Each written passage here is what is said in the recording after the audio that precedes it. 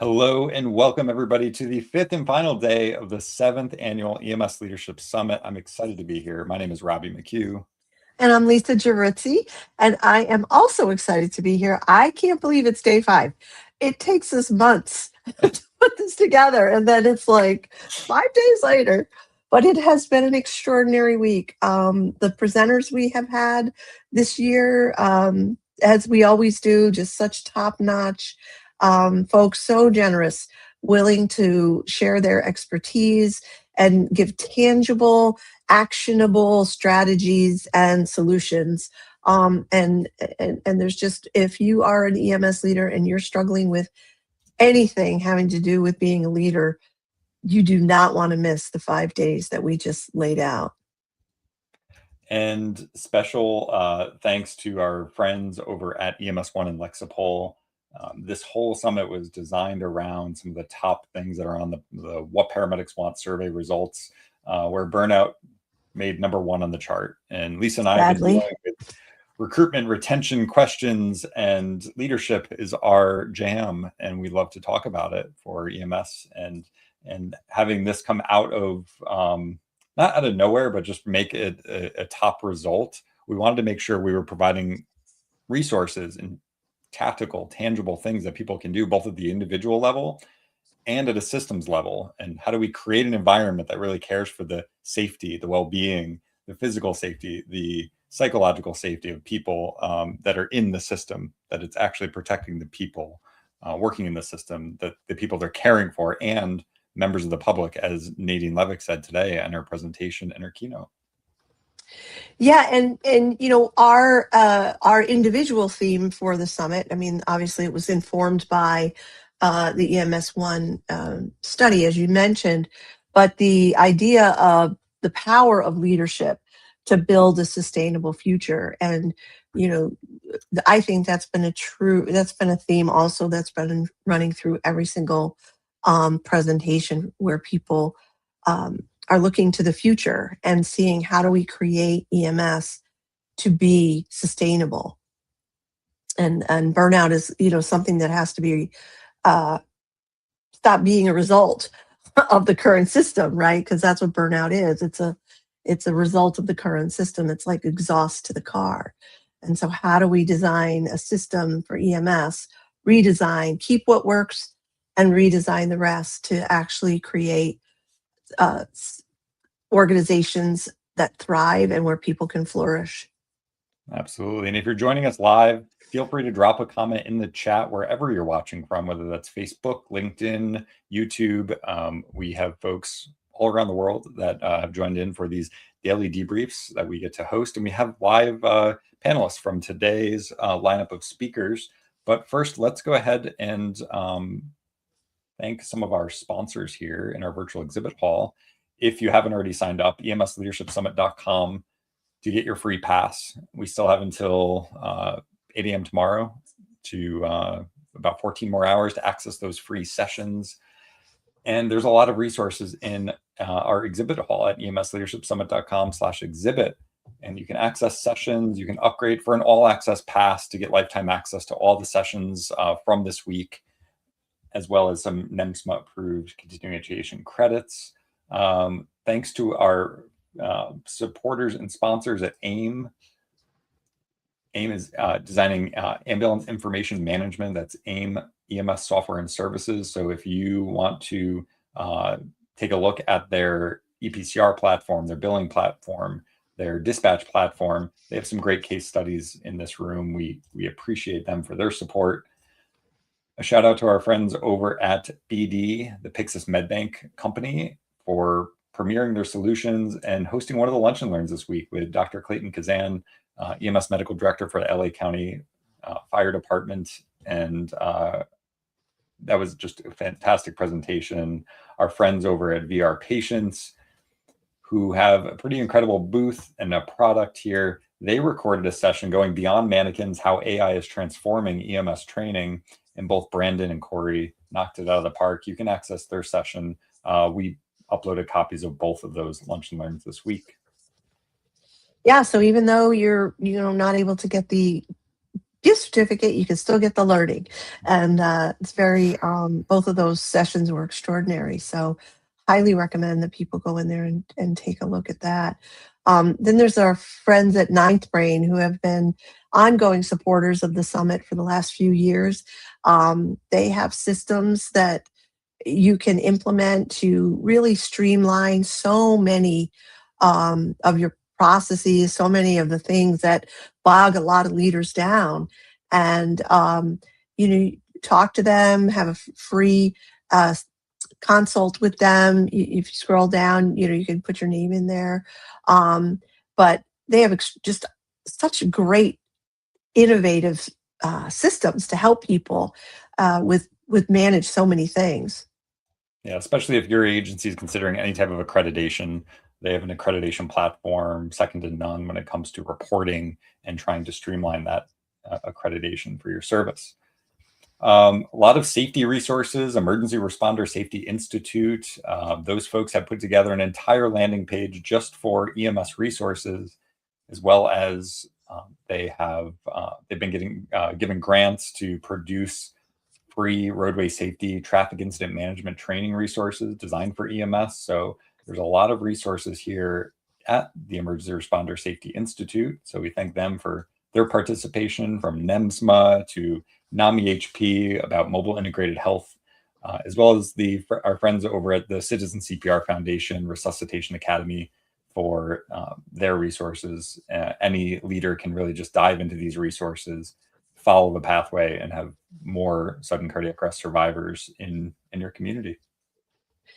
And if we could just open the EMS1 booth for one moment, I wanted to point people to the Grant Finder.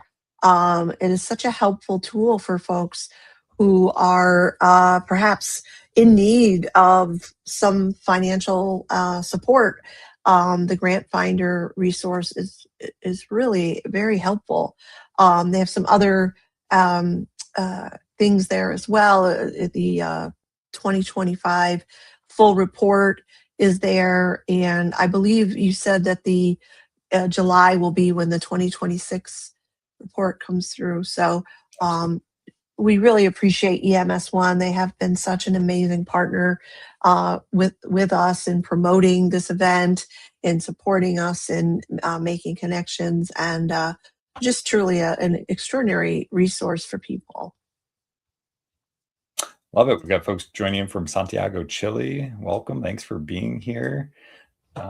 Great, folks. Throw your comments in the chat. We'd love to see them. There's a comment here from Joseph about EMS Week is tomorrow. Yes, we planned this whole event around the week leading up to EMS Week. So if you're curious about what you can do in your organization, certainly tune in to Rob Lawrence, Alexia Jobson, and Mark Tenia's presentation on planning your internal and external comms. And there's a lot of resources on the National EMS Week page. Certainly not sure what EMS1 is planning on doing for their subscribers, but I do know that they have a lot of resources around this theme. And hello in Portland, Oregon. Hello. Welcome, everyone. And feel free, as we bring our speakers in from the green room, if you have questions, you can put those in the chat. Our speakers will be more than happy to help, answer any questions they can. So just feel free to put those in the chat, in the comment session. Sorry, it's chat here, but it's comments wherever you're watching from. Today's sessions, we just recorded Dr. Nadine Levick's presentation. She's actually in the green room. She's going to join us tonight. We have a presentation from Eric Chase, Nick Carson, Dr. Dickon Bettinger, and somebody that we may know, Bill Geruzzi, who's also in the green room. So a lot of great sessions today to check out on day number 5 of this EMS Leadership Summit. Yeah, it's been a lot of great content today, and I do want to shout out to Nick. He wanted to be here tonight, but unfortunately couldn't. And he is so generous. Last year and this year, he's very involved with Mind the Frontline, which is a charity that we support. And he did a really terrific presentation on how to support people through the tough times that people have. a lot of So resources here and available for culturally competent clinicians and connecting to resources. So shout out to Mind the Frontline and Nick for doing that presentation. yeah, for sure. With that, Lisa, we'll bring in our panelists. Joining us from your other room is Bill Geruzzi. Bill, He traveled the least. and I think the person that traveled the most, yet didn't have to travel There at you all, go. Dr. Nadine Levick, joining us in live from Israel. Nadine, thanks for being here live. My pleasure. I know the connection, there's a little bit of a delay sometimes and a lag, but it sounds pretty good. So thank you. Yeah, sounds great. So it's so awesome to have you both with us. And I'd love to hear from both of you, like, any impressions you have either from, what you've heard us talk about, or, this idea of the challenges that EMS folks face. Anything you'd like to share from your presentations, really. We're eager to hear from you. Go ahead, Nadine. I think one of the key elements that we talked about was the challenges in making change, and I think making change is a really valuable tool for preventing burnout. To make sure that you have a system that's flexible to new things that are inspiring and helpful and improve the quality of the system. Which leads me to the second thing is the system. And clearly, in order to be effective, it's so important to understand the components of the system, whether you're looking at it as patient, provider, public, or whether you're looking at it as a system that integrates transportation, medical care, occupational safety, all those different systems. And having that all-encompassing view on what is a system, as if you change one thing, it might impact another thing. So it's really important to have a systems focus. And I think those two elements of understanding how to be an effective change agent, and we were just talking that why did it take 28 years to go from 1998 to 2026 with a whole new set of guidelines when we knew all that stuff? The other example that I illustrated was, why did it take 30 years from when Bill Leonard said in 1991, hey, have meaningful, practical, science-based guidelines on lights and sirens? Why did it take 30 years? So I think those two years of harnessing innovation in a way that it's effective and it's inspiring, and keeping a focus on having an integrated system and understanding all the components. I think those are key issues that do have major impact on burnout. Yeah. And as it's been mentioned this week by other speakers talking about creating change in a system, that sometimes some of these ambulance services, they're very fragmented. So it might actually be a benefit that they can create a change because they're so small or because they're regionalized. Whereas there's a question in the audience about, pros and cons of how the United Kingdom delivers pre-hospital care or other nationalized health systems. Pros, or certainly it was brought up, Duncan McConnell brought it up last night, of making change with 8 ambulance services in Australia. But the con of actually trying to drive change, which is what you're pointing to, is certainly taking that systems approach can be a challenge. So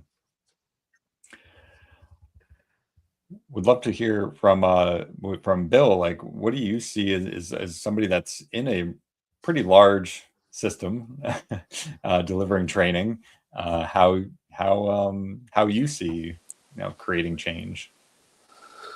Well, I actually, in some ways, I come from a sort of perspective. I think it's much easier than we think that it is. I mean, the problems themselves are difficult to solve, right? So there are very complex problems. I think part of what makes them harder is, and this is based in all my experience and the people I've coached, is we are still learning, we're still developing a relationship with, even something like burnout or something like overwhelm or any type of feeling that, looks, or lack of motivation. When I talk with people, for me, those are just normal human experiences. Those are not a problem to solve. There's no problem in that. To the extent it's a problem, our human system, our mind, our body, they're designed to take care of that problem. So in other words, what that looks like is sometimes you're burned out, sometimes you're not burned out, then you're burned out and you're not burned out. So what makes it worse for people is not the experience itself. And don't get me wrong, the experience itself is really uncomfortable. The experience of burnout can be really uncomfortable. So I'm not downplaying the experience of burnout. At the same time, what makes it worse is that people treat it like a problem. And so when people hear that, they instantly go to, oh, you're just saying ignore it. No, I'm not saying ignore it, per se, not in the way that I think that we mean. I'm not saying to ignore it to the extent to say it's not happening. I'm just saying don't treat it as a problem. And so, for example, from my own life, 4 or 5 years ago at this time, I was experiencing very intense panic attacks, having 5 back to back. And what shifted it for me was all my coaches had taught me, Bill, if you stop treating it like a problem, if you stop trying to solve it, if you stop trying to get rid of it, you'll do better. And honestly, I did not believe them. I was like, no, I got to get rid of this feeling. But there was a point at which I was actually willing to say, okay, well, I'll give it a shot. I'll try it on. And so I really looked to see, I really sort of inquired into what they were saying in terms of, if there really isn't anything for me to do with my anxiety, it's not a problem for me to solve, there's nothing I need to do about it, then what is there for me to do about it? And I couldn't come up with anything other than experience it, as awful as it was. And so what was left for me to do was to solve actual creative problems in the world. And I started doing that. And the amazing thing is my anxiety healed. I don't have panic attacks anymore. And it was just simply for me, it wasn't simple. It was really hard. But it was simply for me a matter of not, you talk about looking at the system.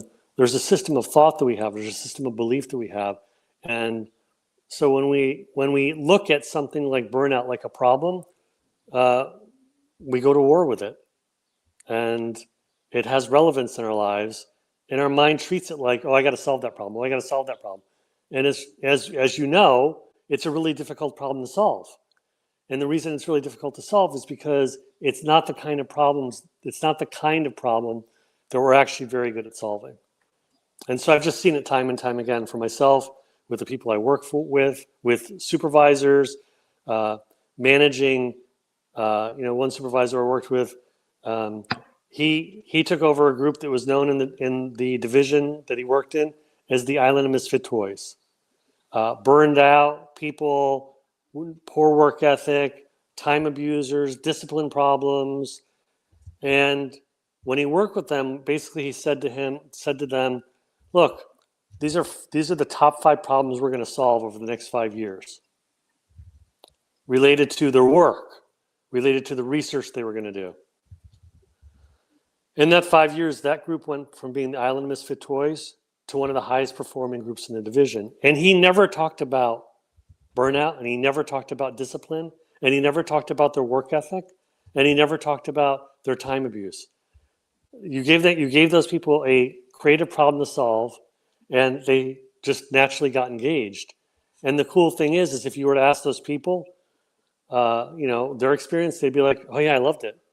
I came into work, I got to leave my crap at the door, and we just worked on solving really cool problems.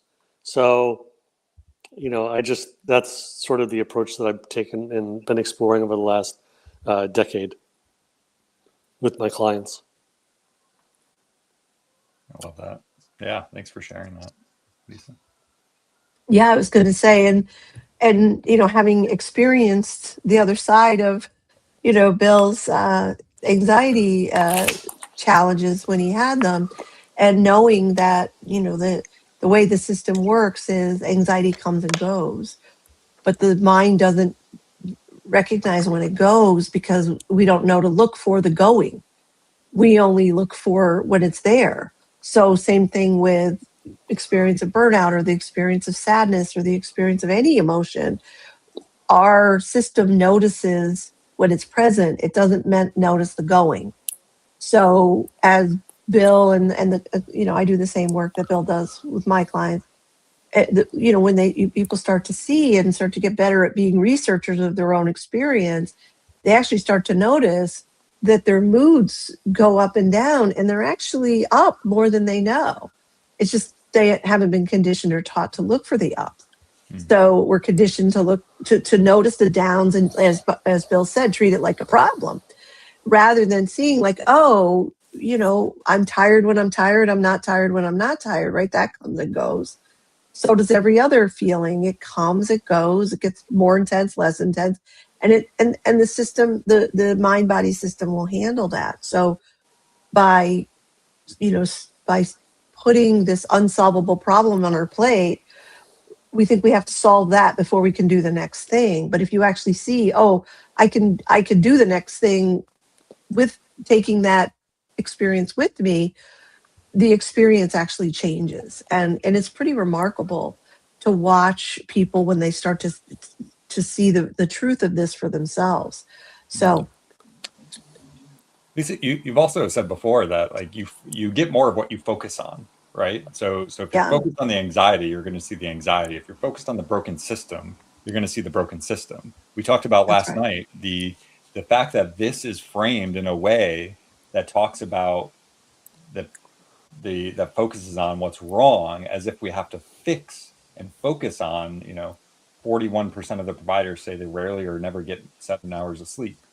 Well, you brought up a great point last night, and there was a whole conversation about, well, what about the 59% that are getting it? Why don't we study them and ask them how they're getting 7 hours of sleep? And I think this goes back to Nadine's, Dr. Levick's talk about systems approaches to like sometimes just getting out of our own lanes when it comes to, we don't have all the answers, right? There's multidisciplinary approaches to solving problems that are out there. And Nadine, I'd love for you to chime in on your approach to safety, to systems. I think there's a number of key things that I always find very helpful to cue into when you're trying to address a systems issue. There are certain things that certain even personality types that function optimally if you understand how they think.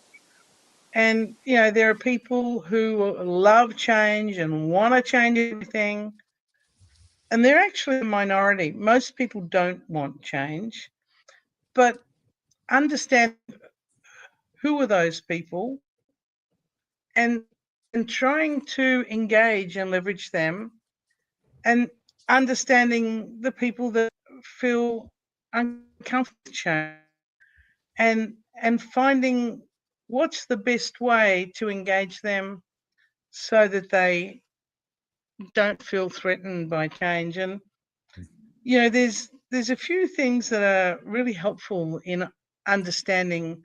There's really three sort of personalities. There's the ones that love change and they'll do anything to have change. Then there's the people that say, oh, I don't want to change anything. And then there's those pragmatists in the middle. And there's a really index you can actually use called the change style index. And it's like being right-handed or left-handed. If you're able to change, that's who you are.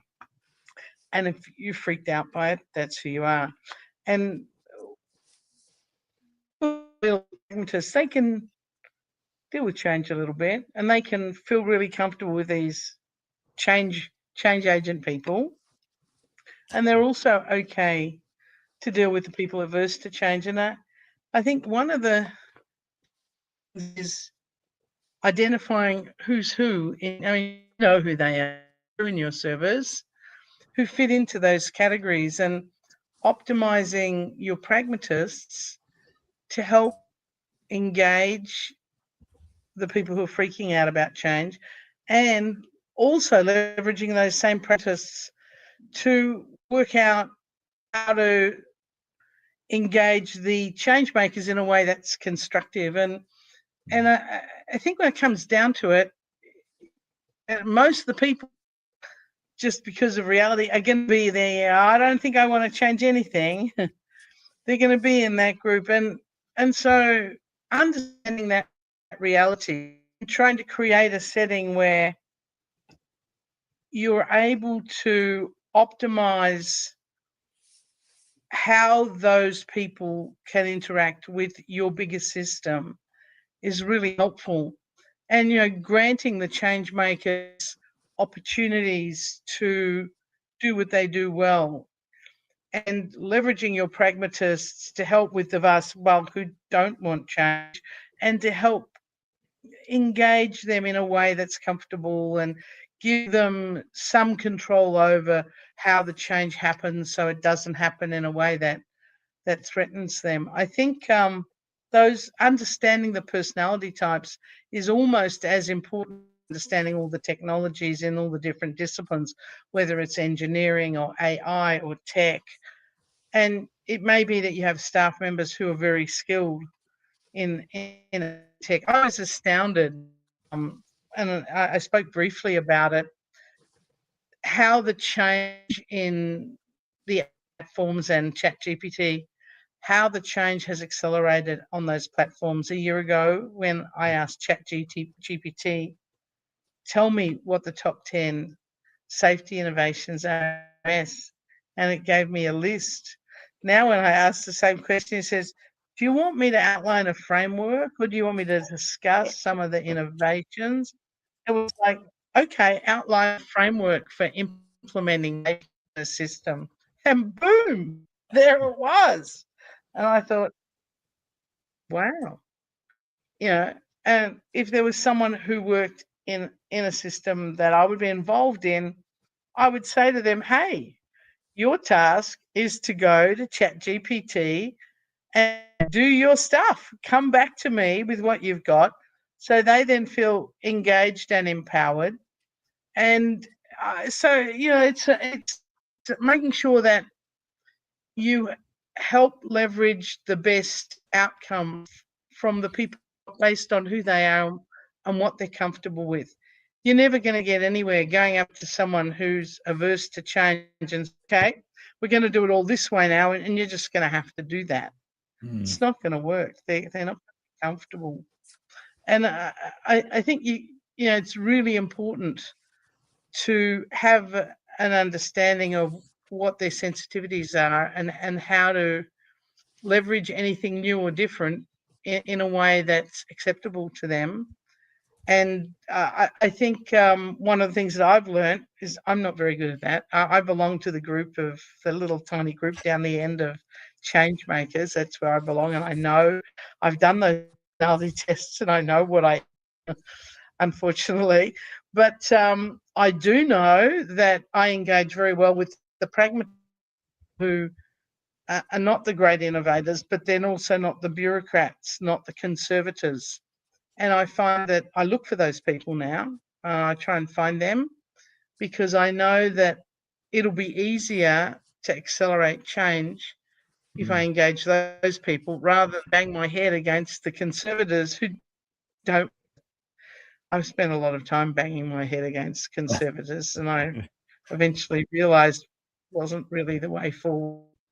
But so I think that way of empowering people, understanding their strengths, understanding their sensitivities is really important from a systems point of view, as well as making sure that you provide the background information, give them access to the engineering stuff, the medical stuff, the ergonomic stuff, the AI and technology stuff. So I think that so it's understanding personality types, which is really important for change and innovation, and it's making sure that you take the responsibility to make the information they need to have accessible to them. Yeah, yeah, and I think all great points. We often do see people that they lack the awareness of what is actually happening around the world. This is why I love this conversation, what we put together, at least with the summit. It's we're bringing together people both in the industry, outside the industry, to learn how are other systems doing it. How do we help raise people's awareness that we don't have all the answers? There might be better ways. There's people out there that certainly have a lot more answers and insights than we do. If we can all just sometimes slow down a little to learn more about what's out there. I mean, my eyes have been opened greatly from all the presentations we've had an opportunity to interview and to feature on this platform. So I see some comments in the across Facebook, people saying that, yeah, they may think that we've got a high scope of practice, which we have certainly a very fragmented system in the States.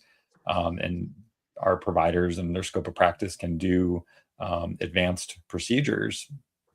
But certainly there are other areas of the world, the UK, Australia, the idea of an advanced practice paramedic out there where they have prescribing rights, they have self-governance. So there are a lot of good things happening in parts of the world, in our own country.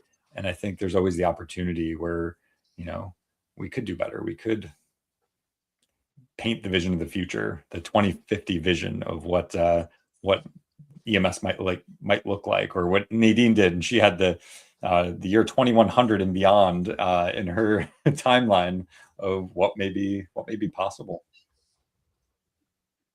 One of the things that I think, at least in my experience doing this kind of work for like 30 years now, is one of the things I think that there's two things I want to say. One is the learning curve isn't, I don't think, as understood as it could be. Like, we understand the learning curve for like intubating or, finding an IV or whatever, right? There's a learning curve. But we don't seem to have the same appreciation for the learning curve of, for example, being a leader or dealing with change, right? Because a lot of these things they look like permanent personality traits, but people deal with change really well every day. Like you go, but we don't think of it that way, right? You go into a call and you think it's going to be one thing and it isn't.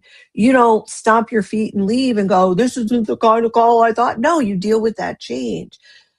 But we tend to sort of lump all these things into these permanent personality traits. And the way I think it's helpful for leaders, for ourselves and the people we lead, is to think about it in terms of, where are you on the learning curve of whatever it is, right? Like, with the change, we're all on the low end of the learning curve until we start to get our feet under us and our sense of how it's going to work out. And then we can tap into that adaptable part of ourselves. But then the other thing I think is really helpful to understand is that the role of the uncomfortable feelings that we have is not what we've been taught to think it is. When you're on the low end of the learning curve, you're going to be uncomfortable. That doesn't mean anything about whether or not you can learn the thing, or whether or not you should learn the thing, or whether or not you should do the thing, right? Uncomfortable physical sensations are part of life. And that's sometimes I think we've been innocently taught to avoid those things. And so when we experience them, we try to like push them down, or we try to figure out a way to deal with them, rather than see them as just part of being on the learning curve as a human, right? These sensations, they come and go, or they get more intense, less intense, but that doesn't necessarily mean anything. And I think it's helpful to see, as Nadine was talking about, like, okay, I'm not the first person to do this. right? There's other people who have done this, or, where else can I learn, and just be willing to have the learning be the most important thing, not necessarily all the feelings or physical sensations that accompany that. I mean, that's just how it looks to me in my 30 years of experience. Well, I think we're all, like you say, we're on this the spectrum of novice to mastery in these areas, and if we can just see that and we can apply it to other areas, we can be willing to get curious. I think that's one of the leaders, a leader's best tools is just curiosity, and be able to have those conversations, to listen more. I mean, those are all things that certainly I'm not perfect at any of those, but I'm willing to practice and to get better. And just, I guess that's what we can just do as leaders, is be willing to be better than we were yesterday when it comes to these things. And also, I love Nadine talking about these like types of people you may run into in your organization, not as a label, but just awareness that, those people are going to be out there and they're going to knock you down if you let them. Or, there's people out there that are going to be your super fans. They're going to be your supporters.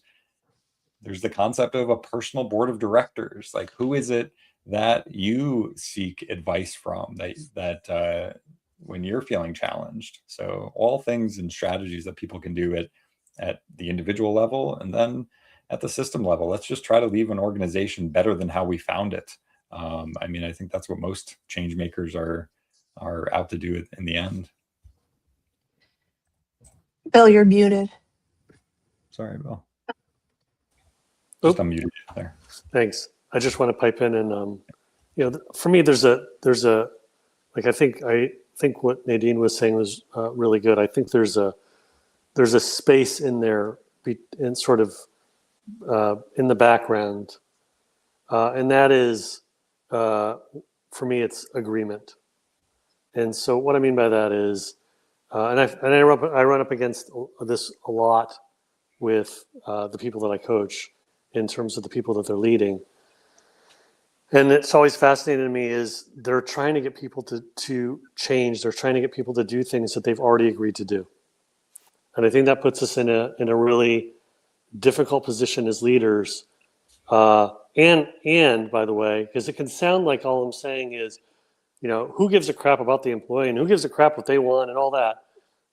No, it's not that. It's that it's just honoring, because people can change and not want to. Those two things are not mutually exclusive. I do think that what Nadine was saying is, like, go for the ones who are actually interested. I think there is something valuable in that strategy and that leverage. But like, people all the time ask me, how do you deal with a difficult person? I go, oh, I love difficult people. I said, they're fantastic because they're really committed. You don't become that difficult unless you've really been pissed off and disappointed throughout a career. You've tried and you failed, and no one ever told you that it was going to be that hard, and you thought it was going to be easy. So I don't deal with their difficulty. I deal with their commitment. I deal with their agreement. So when I say come from agreement, I'm saying, when I worked as an attorney, I had to represent people I didn't believe in. I knew they were guilty, and I still had to represent them. Now, the question of belief is relevant if I'm asking the question, do I want to spend my life doing that? It's not relevant to the question of whether I can. And so people have an innate capacity to change. But we sort of have, the way we define the problem is we put this barrier of wanting to, and that whether they think they can and all that stuff. For me, they're still going to be wherever they are on the learning curve. So I'm not going to push them harder than they're able to go. At the same time, for me, honestly, I know this is going to sound a little like out there, but it's, for me, holding a high bar and holding people to what they agreed to is an act of love. Mm-hmm. I will not sell out on them because I know that they may not want this change. They may not ever care about this change that I'm asking them to do. Somewhere in their life, there's a change that they care about, and they're being stopped by the same dynamic of I don't wanna. And if I can help them transcend it here in this situation, that's training and development for them. They can become warriors in their own lives in terms of not being stopped by change, not being stopped by the belief of change, not being stopped by the resistance to change. And so I just think that sometimes we sort of take the bar down and we sort of want to ease it for them.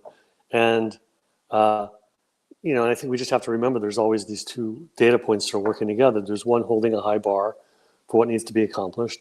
And then there's where they are in relationship to that bar. So, they may not know how to do the change. Who knows what it is. Yeah. But I'm not going to rob them of that opportunity to sort of flex their creativity. Because they do that on a call, right? They do it on a call. And that's, as Lisa was saying, those are high change environments. Suddenly, persons, I don't know enough about, but, suddenly you're working on them, you think everything's going great, and then they code. Right. You can't just go, oh, well, I don't know what's going to happen now. No, that's change right there. And this innate creativity comes forth. And if you could stop the camera and go, do you want to do this? They probably go, no, not really. But there they are doing it. Yeah. That's what I mean when I say there's an innate capacity to deal with change. Love it. That's great. Mic drop.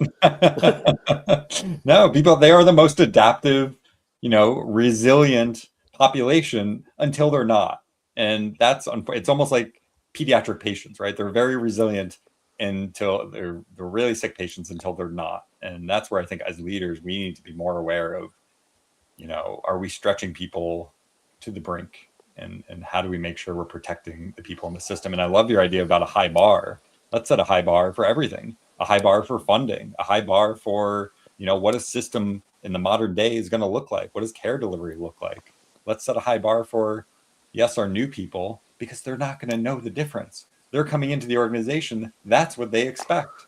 So I love this idea of how do we set the high bar? And also what Lisa and I have talked about for years is creating the future you want, not the one you think you can have. Yes. And that gets people excited. People want to be part of a winning team. They don't want to be part of a sinking ship. Yeah. And I noticed in the comments, I think you say her name, I think it's Eileen, says the schools needs to hold the standards as well. And that's one of the things that I've realized is that there's certain things I think that people don't expect or we weren't really prepared for in the workforce. Something simple as you come in, you're like have new eyes for the organization. You want to do things different. And people go, we don't do it that way around here. And no one prepares us. Like, I know that when I started my career, on some level, I know this is going to sound silly and really egotistical, but on some level, I thought, people would be like, oh my God, thank God you're here. But they weren't. They were as jaded as they'd ever been. They weren't interested. So I wasn't prepared that I had to get good at enrolling people in my ideas. College did not prepare that. College did not prepare me for that.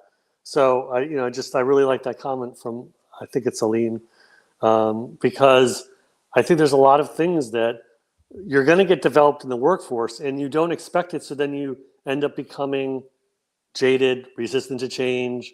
And the thing that's always going to be in the background, and this is why I love working with difficult people, is because I just want to bring the commitment out. Yeah.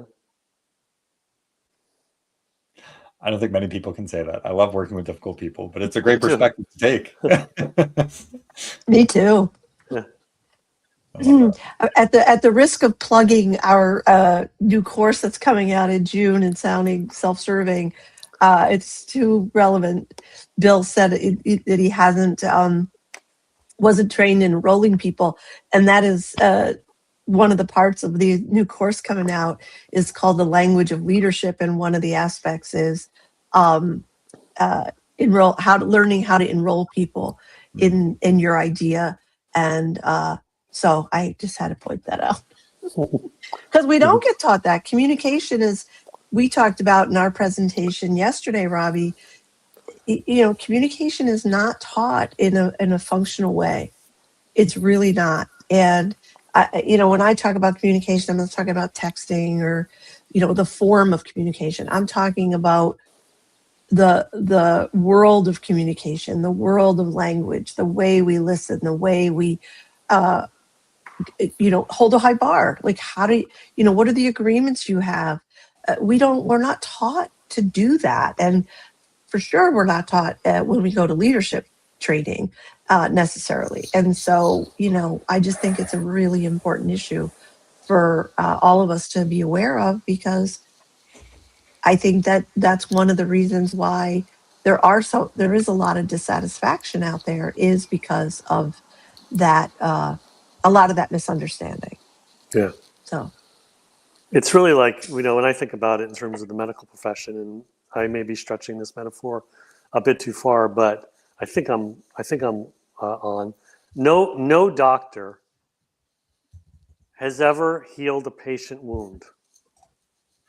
They create the conditions in which the body heals the wound, right? So they suture it, but they don't actually do the healing. The body does the healing. They create the conditions in which the body can heal. And so it's sort of the same with the mind, is that the mind is designed just like the body to heal on its own. The problem is we keep like, the way that we treat the wound, the psychic wound called burnout or whatnot, is we keep like ripping the wound open. We keep like pulling the stitches out. We keep re-injuring ourselves innocently, because that's what it looked like that we needed to do, rather than discover that and really begin to see that all the while it's coming and going. And that's like a game. That's like, for me, been a game changer. Now, I just want to be clear. It didn't make the panic attacks any more pleasant. Mm-hmm. I still, every time I had one, felt like I wanted to die. Mm-hmm.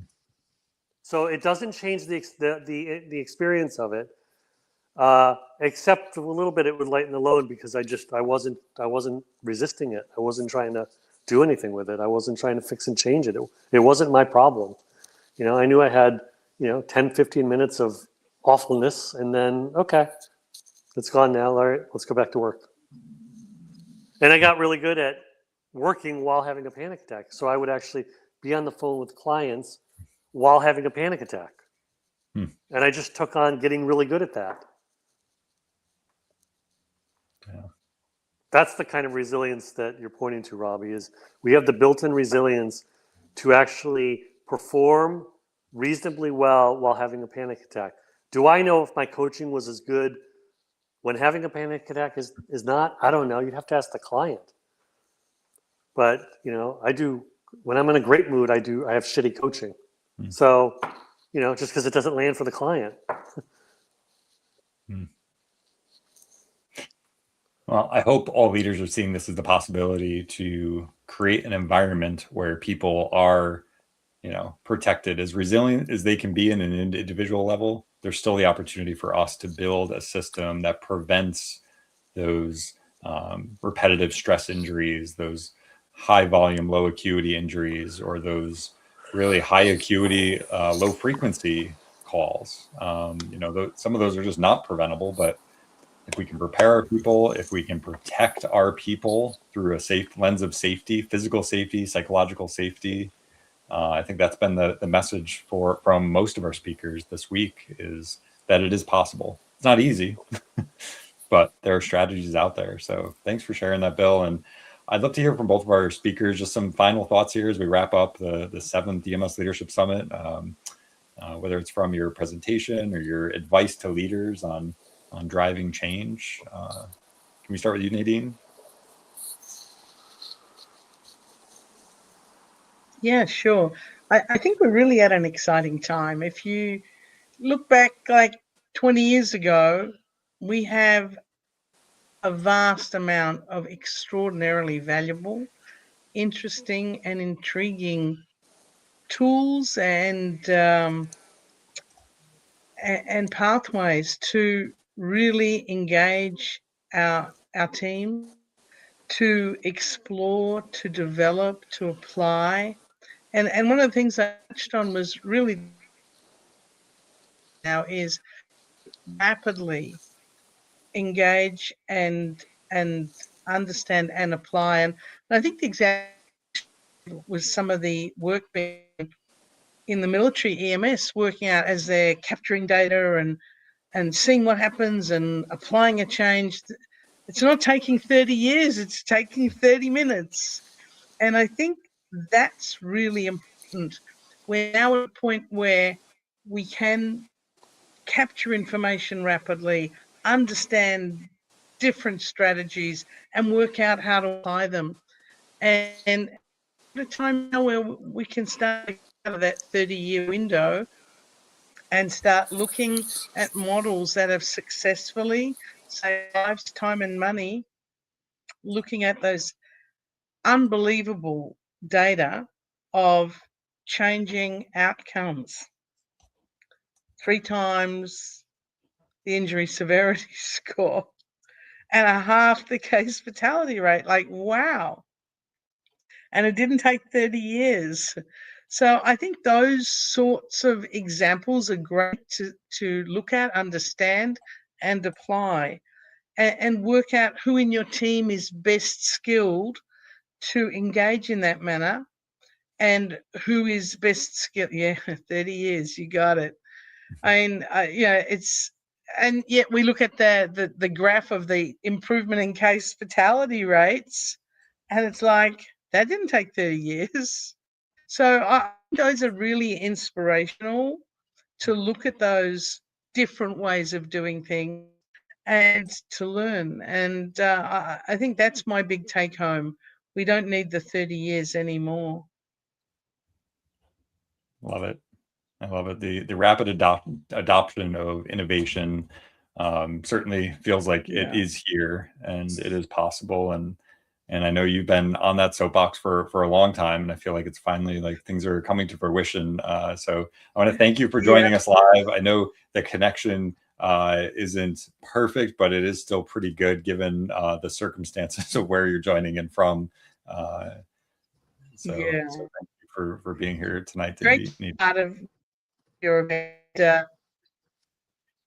Great to be able to share some thoughts, and we can work out an optimized system and engage and leverage and innovate. Love it. Love it. Thank you so much, Nadine. And now, Bill, final thoughts. Yeah, I was sitting here thinking, if I were to imagine, Robbie, I know you've been in this field for a long time, and I'm sure that a lot of your students are, the participants in this program.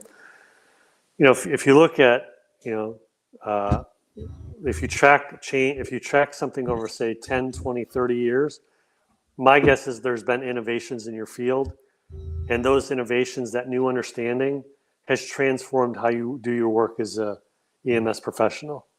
And I can't speak to those things because I'm pretty ignorant, but I would imagine there's things that a professional, a paramedic used to have to do 30 years ago that people would laugh at today, like, oh my God, you had to do that.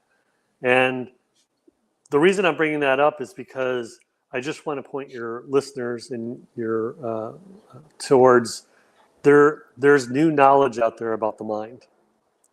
There's new knowledge out there about psychology. And that's where I'm really speaking from, is that there's a new perspective that's and I looked for a lot of different things in the course of my 30 plus years in this field, but there's a new knowledge in terms of how we think of thought, how we relate to what's happening in our body, how we relate to our feelings, how we relate to something like burnout. And with this new understanding, some of the things I'm saying may seem a little bit outrageous or out there, but at the same time, it's no different than the innovations that have happened in your field of study. And so I just invite you to take a look and to begin to explore these new innovations when it comes to the mind. Absolutely. And yesterday we replayed today we replayed Dr. Dickon Bettinger, who's a psychologist who is has been on the leading edge of this new world of psychology, and his presentation aired today. So to Bill's point, it's a great opportunity to just learn from an expert who used to do psychology in sort of the traditional way, and now over the last 30 or 40 years completely been on the at the foreground of this new understanding of psychology. So I definitely want to point people to that. All right, Bill, thanks again for being here and joining us. Thanks for recording a session for us and along with these topics. Nadine Levick, always a pleasure to have you come onto the summit. And Nadine's actually been here for all 7 summits and our little known EMS Safety Forum. So that's right. Her and Dr. Dave Daniels hold that that award. So I think you're right. I think there might be there might be one more, but Mark Tenia has been at all 7. Mark Tenia, right. All right. Well, Nadine, you stay safe. All right. And get some rest. Thank you so much. Thank you, Dr. Levick. Thanks for being See you in a minute, Bill. Dinner will be ready soon. Wow. What a great night. I'm a little sad. It's almost over. Number 7 in the books. Absolutely. Folks, it's been a pleasure. Thanks for all the engagement from the audience. I mean, I love this live, all this live opportunity for just to hear what's on your minds. And I know there were a couple speakers that wanted to be here and that couldn't. Eric, hope you're feeling better. And again, thanks for being in the audience and being a great cheerleader for many of these concepts. Yes, definitely, Eric. Thanks. It was great to have your comments as we were speaking, and I'm sorry you couldn't be with us. Maybe next year. All right, Lisa. So yeah, 13 hours left for all the sessions that premiered today on day number 5. So please check those out. If you want more time and you want to upgrade, there's an all access pass opportunity you can upgrade at emsleadershipsummit.com/AAP for all access pass, lifetime access to all of these sessions for a very nominal fee. Continuing education credits from NEMSMA. Special thanks to our partners at NEMSMA, as well as MP3 audios and some additional bonuses. Really just building your leadership library. That's been our goal. It's been able to, create these resources, build this platform to feature the incredible people that are out there, that are forward thinking, that are innovators, and that are really driving change and hopefully inspire you with some strategy and some hope. And I would just let people know that the price of the All Access Pass does go up after tomorrow. So if you are interested in that during this week, it is a lower fee, a lower tuition. So please keep that in mind.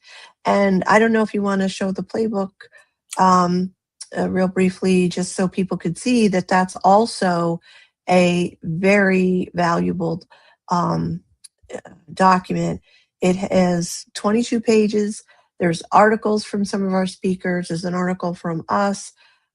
There's stuff from our sponsors in there. So, and of course, the schedule of presenters is in there as well. So if you're still on the fence about whether or not to sign up for an all access pass, maybe taking a look at the playbook would help you to decide what you want to do about that. And I think finally, just again, mentioning our sponsors. I know we're at the top of the hour. So a big shout out to all of our sponsors. Please check out the supporters of the EMS Leadership Summit, emsleadershipsummit.com/exhibit. You can head on over to booth 1 to access the playbook Lisa spoke about, upgrade for your all access pass, watch today's final day 5 sessions, or if you've already purchased an graded, you could head on over to the link here to access those programs. Big shout out to VR Patients, creating some pretty incredible simulation tools and then adding the innovations of AI to create responsive patients that you can demonstrate and practice empathy with and de-escalation and just interaction without the judgment of a supervisor or somebody overseeing it. The results from the survey that we've been doing based on the Lunch and Learn that was recorded, pretty fascinating, that most people will be more willing to do more simulation training if it was from an objective AI source than if it was their supervisor or manager in an organization, which I think speaks volumes for how are we treating people in our organization. But really this idea of objective measurements rather than a subjective feel of a demonstration when you're practicing against a mannequin that's not able to really talk back to you. So Yeah.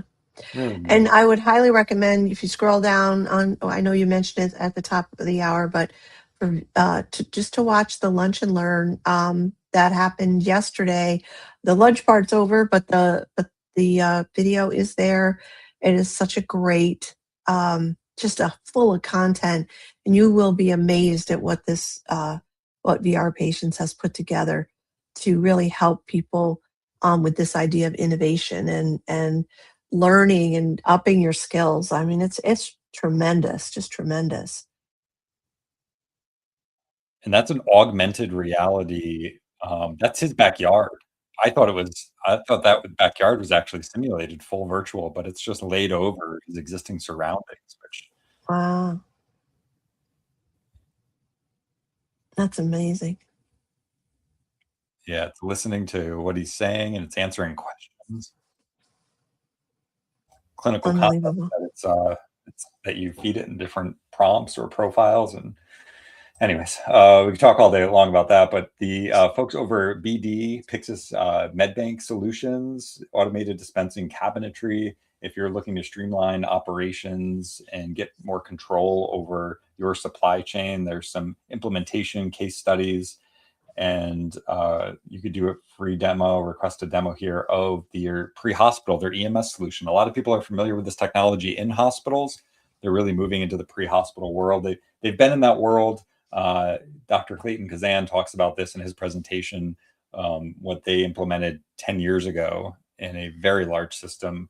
But he also talks about the changes to in the US DEA regulations, and really just making sure his message was, we want people to just know and be comfortable and compliant with the intent of this change in regulations, that it's designed to improve access to patients in the pre-hospital world. So his recording up there from that Lunch and Learn is there, and a special thanks to BD for sponsoring that Lunch and Learn and getting Dr. Kazan to present that. Yeah, definitely. AIM software. AIM Software and Systems, they are offering a free billing assessment. Their platform has shown for organizations that bring billing in-house to reduce claim denials.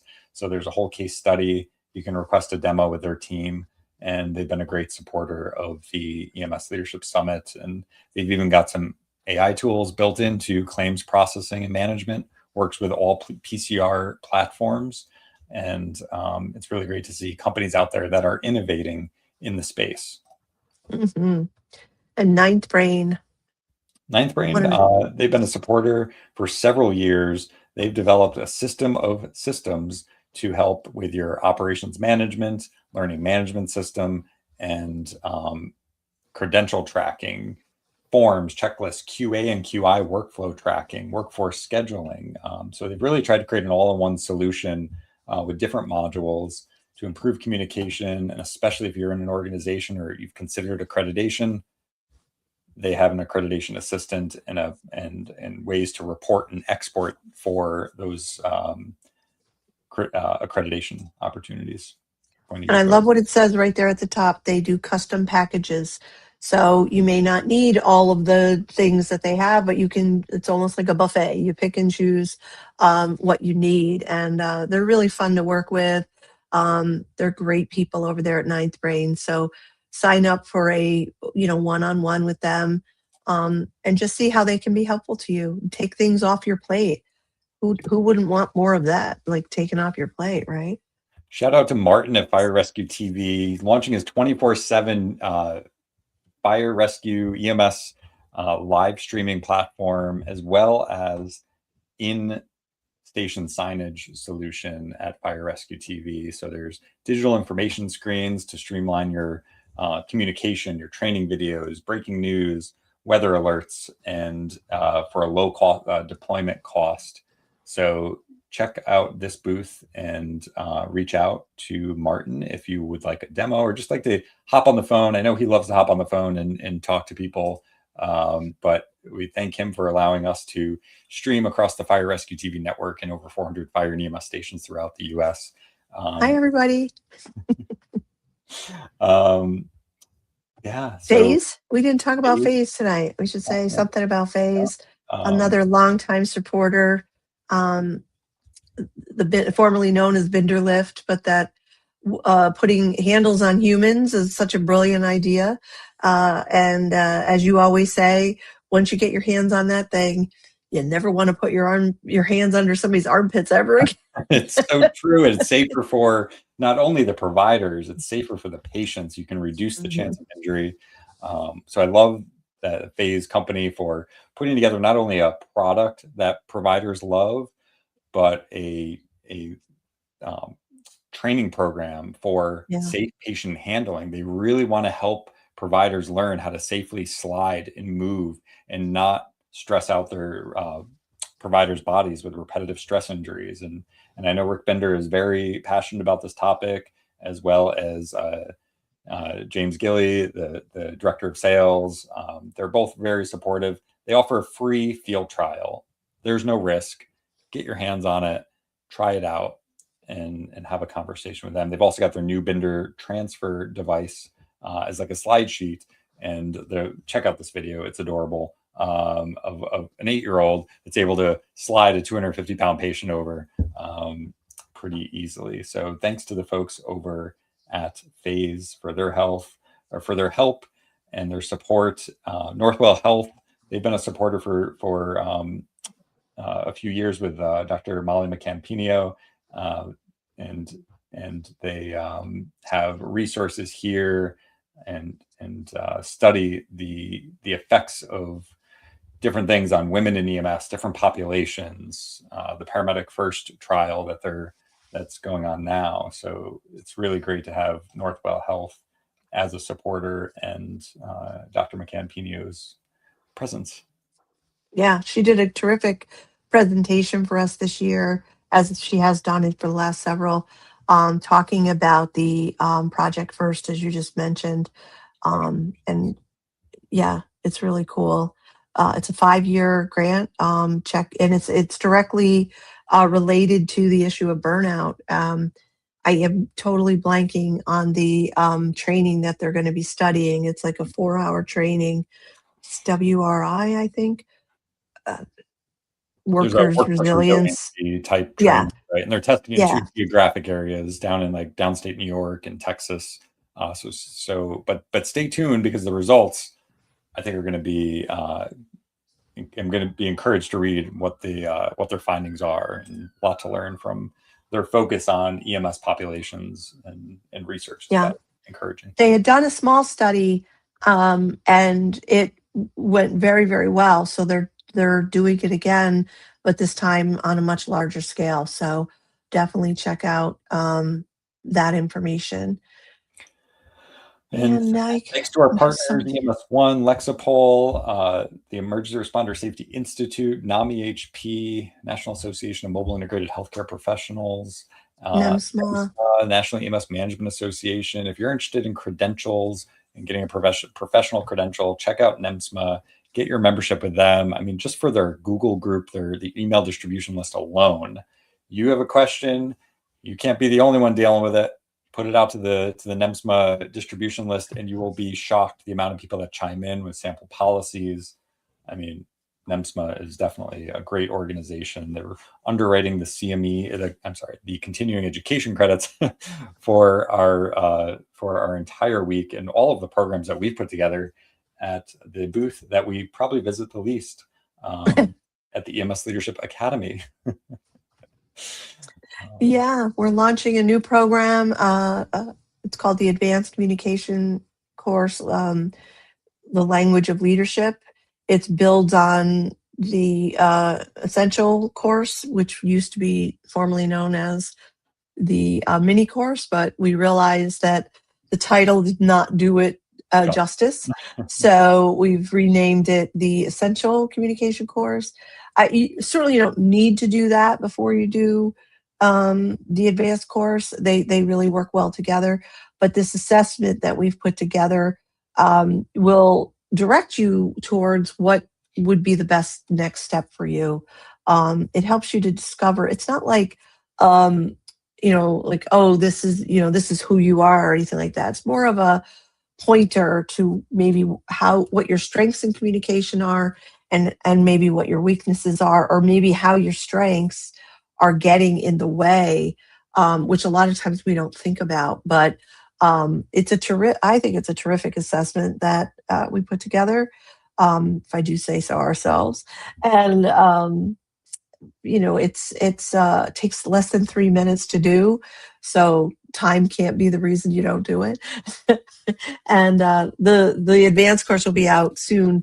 There is special pricing right now for the summit, but it will be. We should be launching it in mid-June. All right, folks. Well, this has been a great week and a great final daily debrief stream.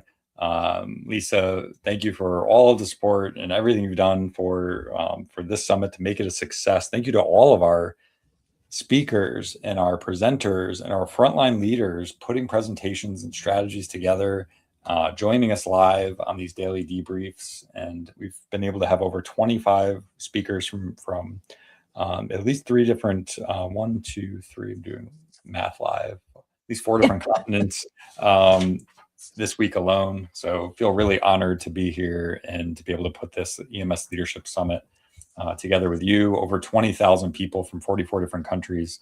So it's an exciting time. Well, I want to acknowledge and thank you. I mean, I remember you talking to me about this in 2018, and we finally did it in 2019. You convinced me, and I have never been sorry. It has been an extraordinary experience, and you're an extraordinary human being. I adore you, and I appreciate you on so many levels. But I could not imagine doing this with anyone else. And all the work you put into this, I know we both do our strengths, but you're like a magician, man. All the stuff you do to make that exhibitor hall work and all the different things work, it's just mind-boggling. And you do it with such grace and with such just amazingness. I'm going to make up words now. I'm tired. So thank you for being my partner in this. It's been just a joy and a delight. And I can't believe it's over. Yeah, ditto. All right. Thank you, folks. Thanks for joining us again. What a week. What a celebration. We are so happy that you've all joined us and you've been tuning into the sessions. There's still time. Head on over to emsleadershipsummit.com/exhibit. Check out the virtual exhibitor hall, and you can watch those free sessions up until tomorrow. And if you want to upgrade for that all access pass, there's an option to do that as well. Everybody out there, stay safe. Thanks for being here. We so appreciate you. And thank you for all of what you do, what people know and what people don't know. We really admire and appreciate you. Thank you. Bye, everybody.